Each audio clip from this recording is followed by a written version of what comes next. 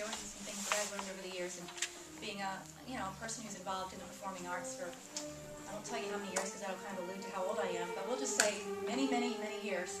And I want to let you know that what we're going to talk about today is something that you do all the time, automatically, and you probably take it for granted, you don't think much about it.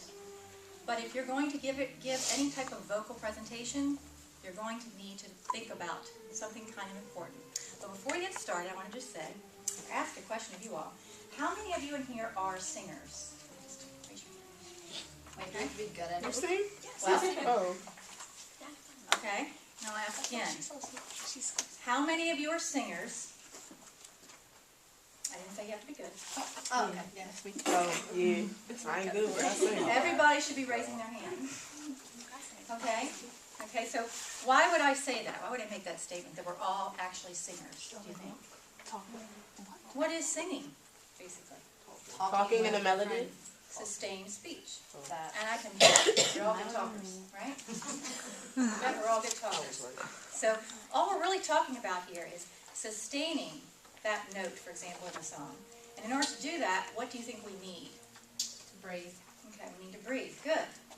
So you've probably looked at this already and thought, what in the world is diaphragmatic breathing? Why would we use that word, diaphragmatic? It comes from the word diaphragm, right? Okay? So I've got a little board here that I made for some students I was working with Spirit Singers. It's a little choir that we work with over at St. Aloysius Church, and we've talked to the children about some basic things we all need to know if we're going to think properly about our bodies and for what we're doing when we're singing and we're speaking.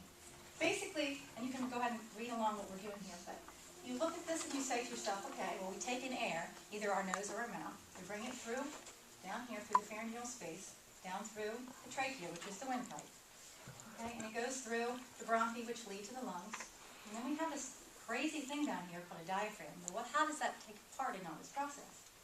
Well, basically, this is a dome-shaped muscle that's going to flatten down when you bring air in. Well, why would you think that would be necessary? Okay. So we can open up the capacity of our lungs. So we can get as much air as we really need into our lungs and use what God gave us those lungs for. Okay? And so that is really the purpose of the diaphragm, is to open up more space for the lungs to fully use their complete capacity. And then we have these ribs, these intercostals. Of course, we know we have 24 of them. And they are excursion, meaning we're going to be moving these ribs in and out, and then up and down. That will help us with that lung ability to move around and also give us the ability to protect those precious lungs. That's what the rib cage is helpful for in that particular instance, as in many other things. But basically, this diaphragmatic process of breathing is so natural. We all do it, and we did it as babies. We did it as infants. And we still do it today, but we probably aren't thinking about it. And we need to think more about it, especially when we know we have to present something using our voice. Okay? So let's think about any of us who maybe watched a baby sleeping. Does any of you have the wonderful opportunity to see a young baby recently, or even just pay attention to what their breathing might look like? Yes. When they're sleeping, you happen to notice what happens when they're breathing and what part of their body is moving when they're breathing? Their tummy, right. Have you ever heard the expression belly breathing? Okay, that's basically what diaphragmatic breathing means.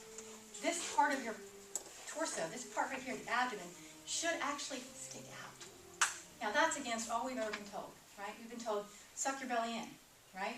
Or we've been told, stand up straight, okay? Those are actually not accurate, and they're causing us to perceive our bodies incorrectly, okay? So one of the things we want to think about is, well, how do you perceive your body correctly? You start with your spine, okay? Everything is located around our spine. So let's all stand up. This is an interactive class. Give yourself some space. Perfect. Over here we go. Okay. All right, so you don't have to have that much space, but that'll work. Okay, basically what you're going to do is you're going to look at me, if you can see me. And this is what standing up straight looks like. Okay, what do you see? What do you notice about the back of my head and my shoulders? They're equal. Okay, they're very, very far back, almost to the point where you do it too. Stand up straight. What that means to you. Okay? Typically what that means is your chin is down, your shoulders are back, right? You maybe be standing like this with your heels most of your weight on your heels. And sometimes we can lock our knees that way and we can fall down and we can faint. We don't want that, right? Okay, so now let's do this. Let's relax our knees just a little, maybe one foot in front of the other, just a slight bit, okay?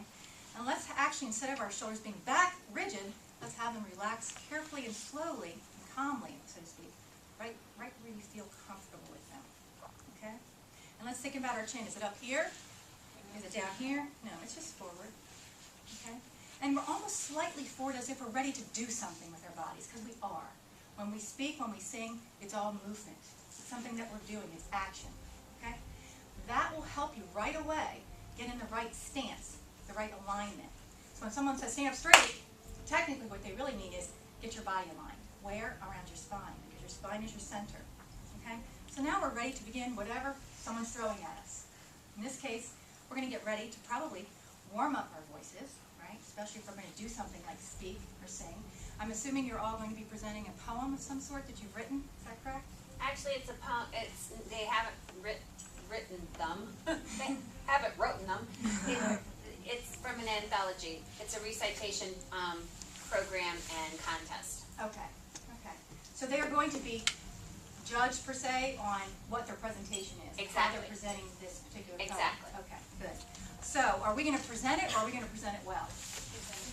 Obviously, the way we want to sing well. Okay? So, what you think about is your body's in alignment, and then you think about your breathing. Well, how in the world do I breathe diaphragmatically? She told me all this stuff, but what does that mean? Okay? Well, let's talk about that for a little bit. If you've heard belly breathing and diaphragmatic breathing, and you've heard me say you breathe in through your nose or your mouth, you can choose, and then you fill up this capacity down here, we call it down, diaphragm's down. Let's practice what that's really supposed to be like. Okay? So we could take a breath in. Let's try it this way first. Let's take a breath in by holding our shoulders up close to our ears. Okay, now breathe in. Okay, exhale. Okay, now relax. How'd that feel? Kind of tight, kind of shallow. Okay. Restricted, right. Let's breathe. Let's try another way. Let's do what we do every single day. We read our textbooks, right? Look at our computers. Let's hunch over a little bit, like this. We can relax our arms. Just hunch over a little bit. Okay, now let's breathe in. Exhale. How did that feel? Okay, it feels better. Feels better. Feels normal. Okay. Now let's go ahead. Let's suck our belly in. And now take a deep breath in. That doesn't work at all. It doesn't work at all. Okay? That, unfortunately, is how most of us live our lives on a daily basis. We breathe in that way. Why don't we breathe like we did when we were infants, would you think? Because we're bigger? Well, we are. We're stressed. We're hurried. Right? Quicker is better. Let's take the quick breath and get on with it. Right?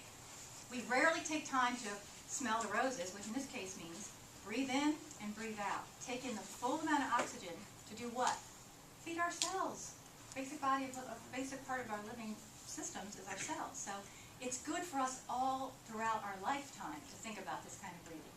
And when we really feel stressed, what's one thing we tend to often do? We take a big audible sigh. But you know what's awesome about that? That's excellent. We just got rid of all that nasty air, and now we can bring in a fresh supply of oxygen. Okay? But instead, what do we do throughout our lives? We bring in air, we add more air to it, add more to it, and then we sort of get rid of it, but we sort of don't. And so we're walking around with all this air inside of us. We're not living to the full capacity. So it really is kind of a simple thing, but really rather important thing to think about. If you can take that type of deep breath that you need, you're going to fill this up, and your abdomen is going to actually stick out. If I see breathing up here, I know you're using just this part of your lung capacity. But if I see breathing where your stomach's actually protruding, which might look disgusting, but actually is proper, I know, or at least I can sort of tell, that you're breathing the correct diaphragmatic way. Okay? So let's try that. One way to tell is to take your hands and clasp them around your back. Okay? Have your middle fingers touch one another. Okay? And let's just try to breathe in as if we're thinking down. We're thinking we're going to breathe in and open up that capacity. Let's just try that. Okay? Inhale. Exhale. Did you feel your fingers spread out at all? Or did they stay touched? Okay, then you didn't fully take the breath. Because if you did, you'd feel your back expand. Because why?